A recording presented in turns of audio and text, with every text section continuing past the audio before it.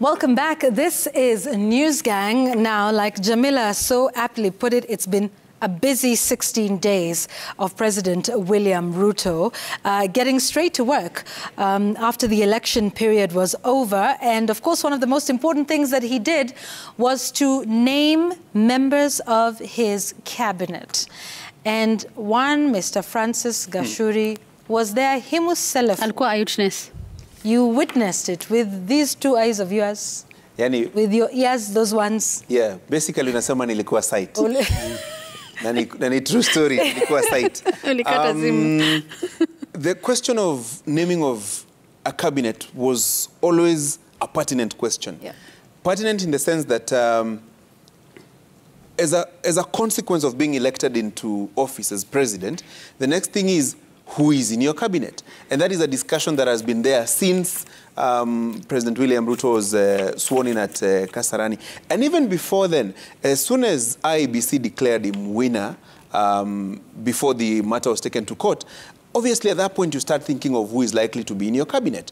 And so when we got that call that, hey guys, the president wants to speak, it was obvious that he was going to name a cabinet. Most obvious. And that morning, he had met the... Yeah, I was going to talk about the precursor. He had met the, I would call it the outgoing cabinet. And you saw some moments there. This was a first face-to-face meeting between the president and cabinet secretaries, some of whom were very opposed to his election, i.e. CS Joe Musheru, CS Matiangi, CS Tobiko, CS Peter Munya. Those are some of the key names that I would say featured prominently in the Azimio campaigns. And I saw situations where they were trying to make it look easy. But a keen eye would tell that was a farewell meeting. That basically, guys, it's been real. So allow me now to name my cabinet.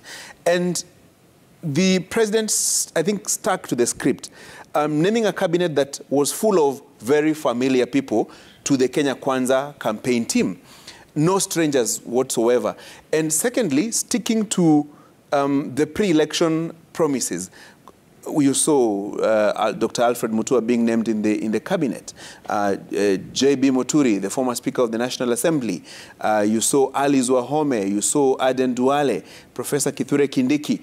Key names, Moses Kuria. Key names that featured prominently in the campaign.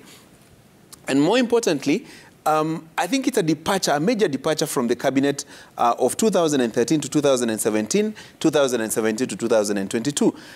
Those two sets of cabinets were full of bureaucrats and technocrats.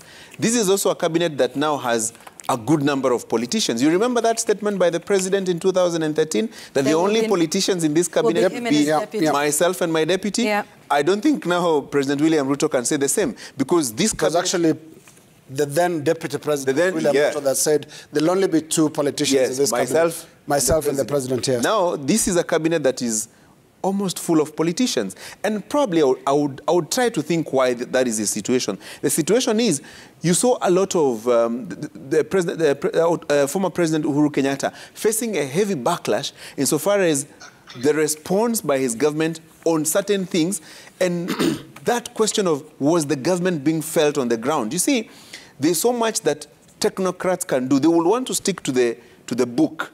And sometimes you need to make some political pronouncements, some political solutions to certain challenges. So you also need people who understand the vibe on the ground. And I think this is one of the reasons why he has appointed a cabinet full of politicians. But now this is the fundamental question.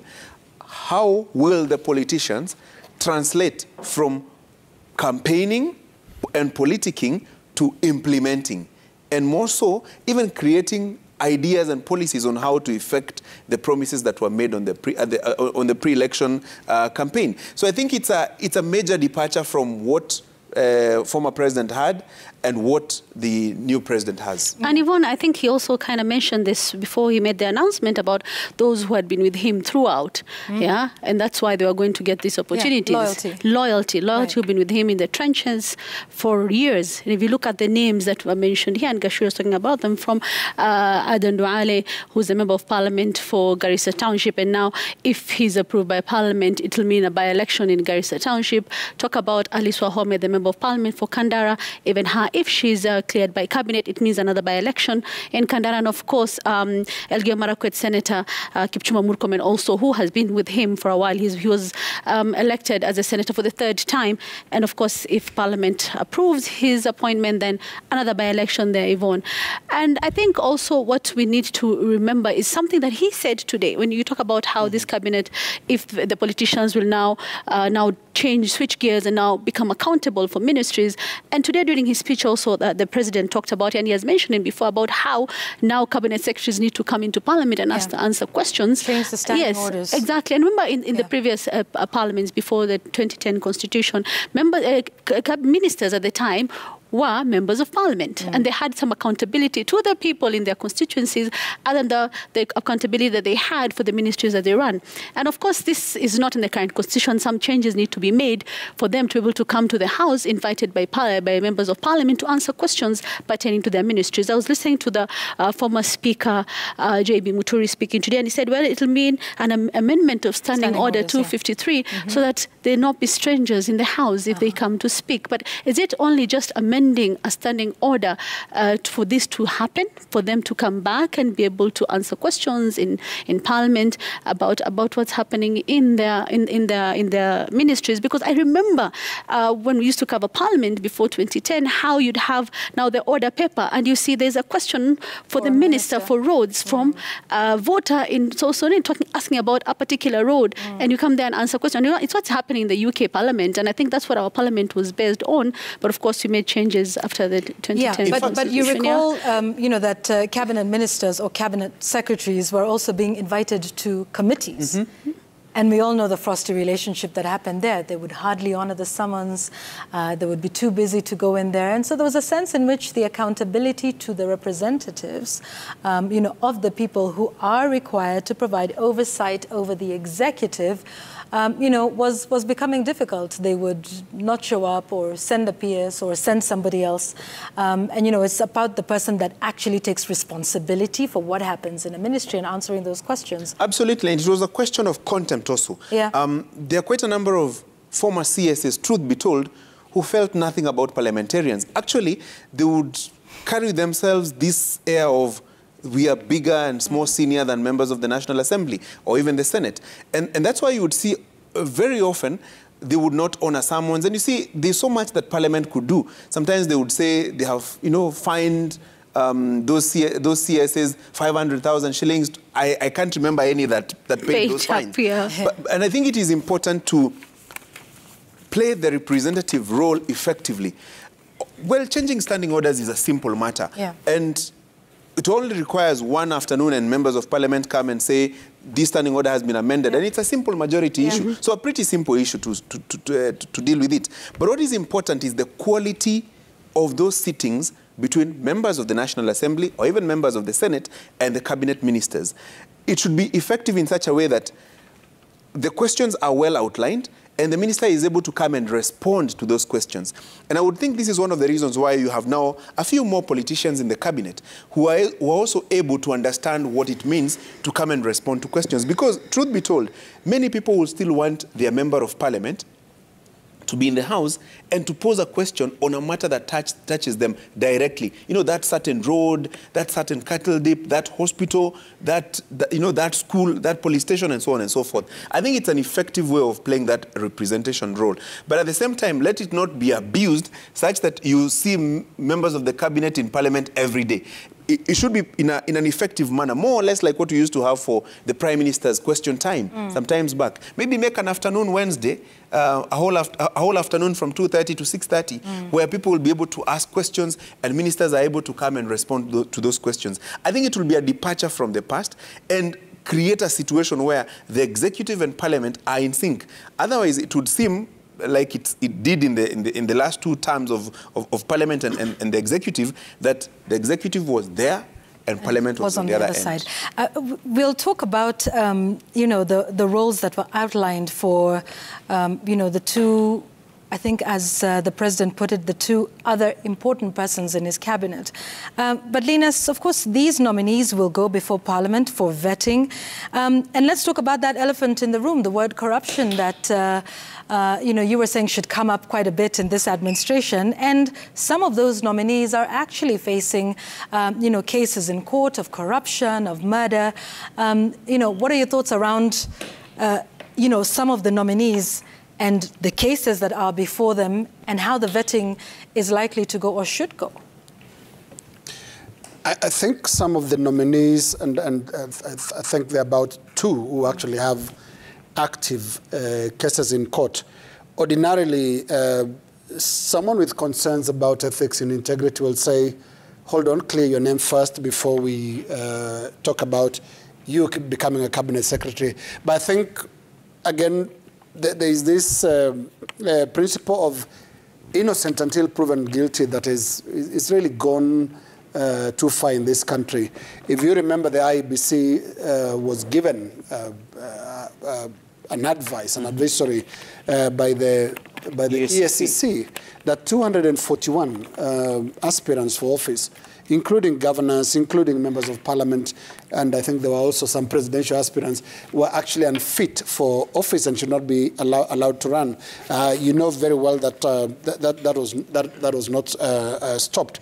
I think care should also be taken that some wrong message is not being passed to posterity, that integrity doesn't matter, that process doesn't matter, politics trumps everything.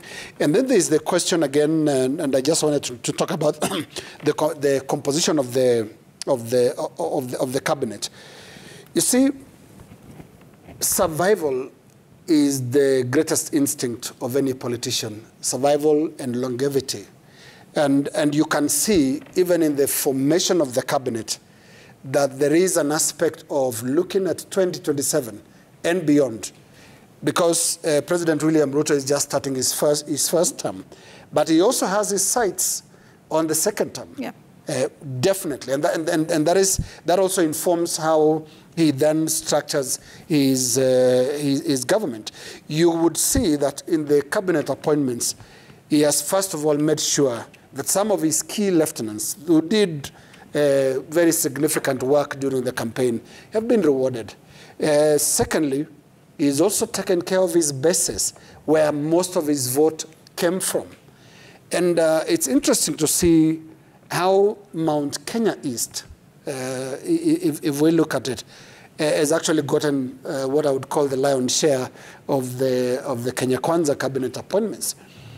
Once affirmed by, as likely is the case will be, once confirmed by Parliament, there'll be Professor Kindiki with a very crucial docket of interior and national administration. Mm-hmm. There'll be the Attorney General, new to be, if approved by Parliament, J.B. Muturi. Mm-hmm. We also have in Murang'a now, Alice Wahome, who is designated to be water minister. Basically, the bases have been made happy by all these allocations. And then, of course, now you see how the rest of the positions were being distributed. If you look at the campaign of President Ruto preceding his election, he did everything and a lot of work to attract the Western Kenya vote. And when you look at the distribution of very critical positions right now, which are actually attributable to the agreements he made with the leaders from those regions, you now have Moses Wetangula as Speaker of National Assembly. Mm. You have Musalia Mudavadi designated to be Prime Cabinet Secretary. There is Nakumicha Wafula set to become health CS. When you look at Ababu Namwamba in Busia, from Busia, when you look at this, there is already an eye on the second term and this is the basic structure, sorry to use that, for the second term, Yeah. because you create a duality of a machine that is supposed to save Kenya, but also, more importantly, save the political vehicle that brought President William Ruto to power. So I see it structured that way. Another reward going to Machogu in Kisii, a very pro-Azimio area where Machogu did all he could to get, and quite a significant amount of vote from Kisii and Nyamira also went to the president's column. So we are not only looking at a government, but we're also looking at an election machine that is looking ahead of time, because you have to prepare for, like I said, two things in politics: survival and longevity. And longevity. Spot on. Yeah. A minute. Coast 2, 3 key slots. Speaker of the Senate, Amason Kingi from Kilifi County. Public Service Cabinet Secretary Designate, Aisha Juma from Kilifi County. And Salim Vuria from Kwale County. Yeah. So you are wooing what were bases that were not very pro-you, but at the same time keeping your bases safe and happy.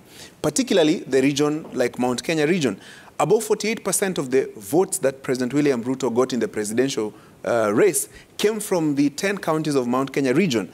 As a result, you would see almost half of the cabinet that was, announced on the day before yesterday, going to the same mountain. Key positions, about 9-10 of them. At the same time, also keep your base happy, the Rift Valley region. But you realize the tactical and strategic way of doing it. Don't give too many from your own backyard, but keep the other regions consolidated, and also look for other regions. So I think it's more or less a cabinet for now, but at the same time a cabinet for 20. No, this time got only one. Let me just say it. Sorry? Aden. No, this time we only got... Yeah.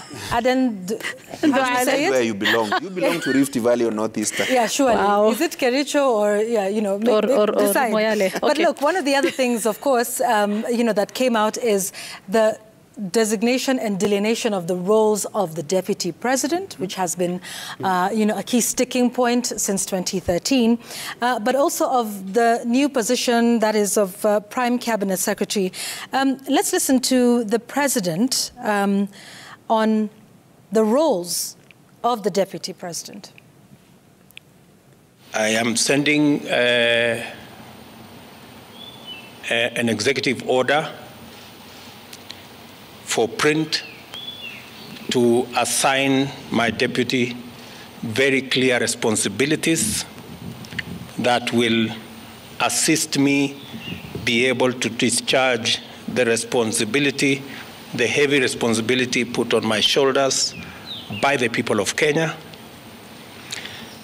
as is in accordance with the Constitution of Kenya. The Deputy President will deputize the President in the execution of all President's functions that are allowed by the Constitution and law. He will chair cabinet committees. He will oversee the implementation of cabinet decisions across all ministries and departments. All right, so there we have it. Being very deliberate, and he said he was going to, send an executive order to the office of the government printer for gazettement of the same. Alina's DP roles finally delineated, but then there's also the prime cabinet secretary, who is also equally important, according to what the president said. Does this finally solve this issue? I don't envy the president at all. I listened to him carefully as he tried to separate those two roles. And quite frankly, it sounded to me a bit like separating raindrops from one from the other. Because really it's not possible, practically. And I was looking at the comparisons, but there's one thing that should really stand out. which is his clear definition of the pecking order. He said the chief, we keep calling the prime cabinet secretary would be the third most important person. Most important. Yeah. And remember, it may have sounded like a simple statement, but it's not, considering the experiences this country went through in 2007, 2008 actually, when the Grand Coalition government was formed, where you have a vice president, then Kalonzo Musyoka, and a prime minister, Raila Odinga at the time, and Mwai Kibaki right at the top, but with the two principals below him fighting on this seniority thing. It can be a problem, especially when it's not cleared. Of course, President Ruto has said that, and he said that during the campaign, that his deputy will not be treated the way he was treated.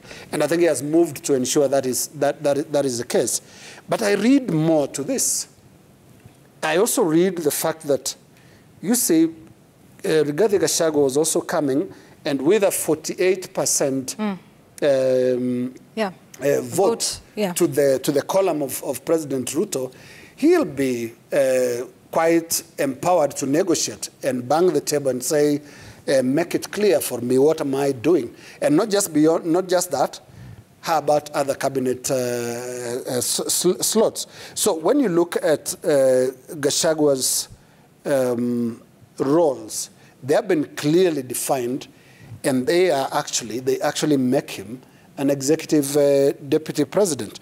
When I read this, this is really, we have to be as polite as we can, but when you read this, his versus those of Musalia Mudavadi, then Musalia Mudavadi is effectively Gachagua's deputy.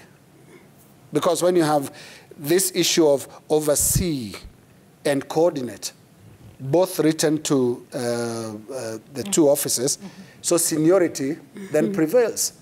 Meaning Gachagua, who is the number two, is actually will actually be making most of the decisions, because when you have this issue of overseeing implementation of cabinet decisions across all ministries with regard to Gachagua, and then you have with regard to Mudavadi, implementation of national government policies, programs, and projects, I think there's a potential clash.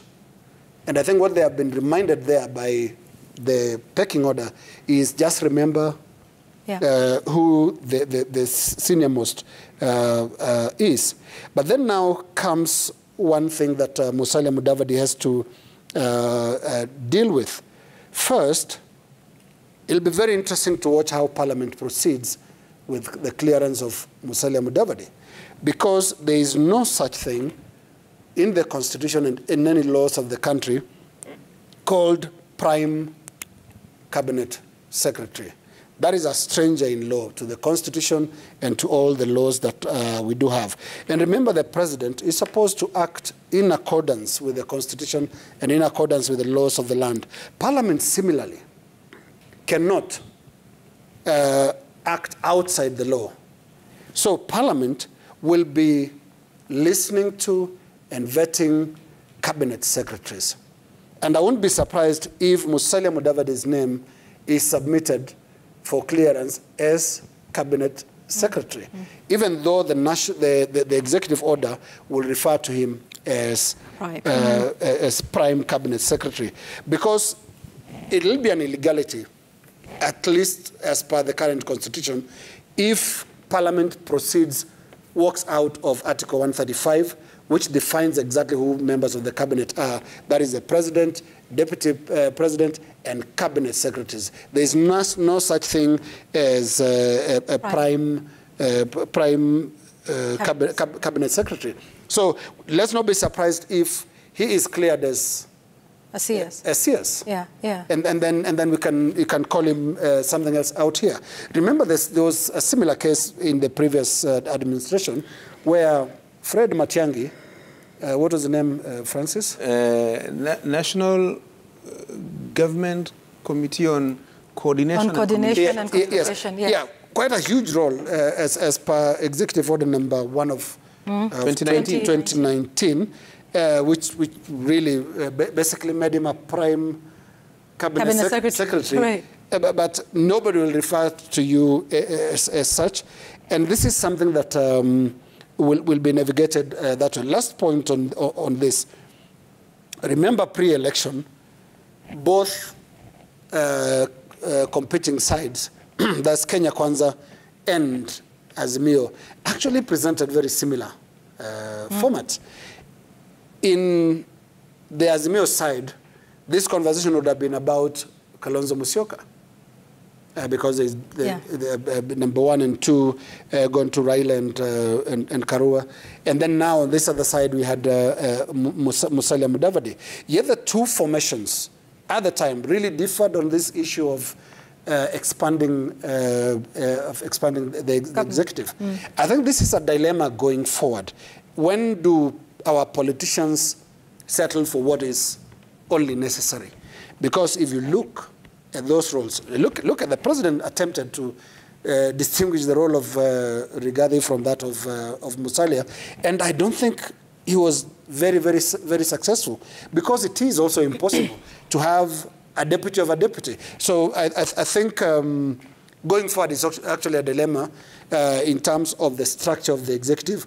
We need to make up our minds on what we want, because this is confusing, because you are creating 3 bosses, or you are trying to accommodate 3 persons in a 2-seater rickshaw. but at the same time, Linus, look at it this way. There was a problem in the Jubilee administration because of that shared presidency. Co-presidency. Uhuru Ruto. Yeah, I would think that is something that the president would now want to cure. That there's nothing like a shared presidency. Yeah. There's one center of power, and any other thing is in an assistance position. And as you create that, you're also trying to ensure that you keep to the pre-election coalition agreement and the pledges that were made. So it's a delicate balancing act. But at the same time, it would also be important to note that knowing how the president works and has conducted his campaigns, you will expect him to be critically in charge of what is happening in the ministries. So you can imagine what will happen to the CSs in office.